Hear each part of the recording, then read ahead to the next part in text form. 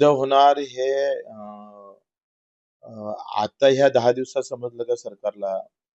म्हणजे मग आमची खुफिया यंत्रणा किंवा राजदूत जे काही देशाच्या बाहेर आहे, ते काय करतात? परराष्ट्रीय धोरण आमचं कशा पद्धतीनं आम्ही पाहतोय कसं कमकुवत आहे हे याच्यावरून स्पष्ट होते. का अशा प्रकारच्या गोष्टीची माहिती, एवढ्या मोठ्या प्रमाणात होणाऱ्या युद्धाची माहिती देशाला माहीत न होणं, देशातल्या सरकारला माहीत न होणं केंद्राला, ही मोठी फजिती आहे. लक्षात घ्या.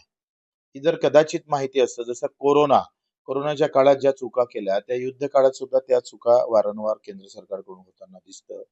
म्हणजे विश्वगुरू म्हणणारे गुरु आता फसले आणि साधं सिलेंडर आणि पेट्रोलही त्यांना आता कमी भेटणार. उलट तर ही हुशारी जर भारतानं करून दाखवली असती आणि तशा पद्धतीचं जर भूमिका भारत सरकारनं केली असती, तर मग आम्ही मानलं असतं. कदाचित छत्रपती शिवाजी महाराज ची नीती ठेवली असती तर ते शक्य झालं असतं. म्हणजे मिठावर पोर्तुगीज बंदी आणणार आहे, इकडे पाठवणार नाही.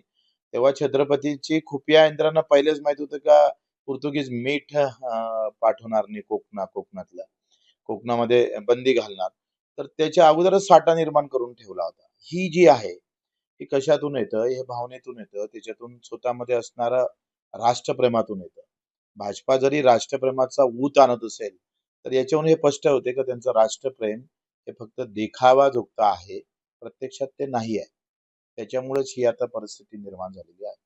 अधिवेशन सुरू असतानाच विधान भवन जे आहे ते बॉम्ब निवडून येण्याचं आणि एवढं धाडस देशांतर्गत लोकांमध्ये केलं का देशाच्या बाहेर अंतर्गत लोक करताय याची लगेच चौकशी मला वाटते झाली पाहिजे.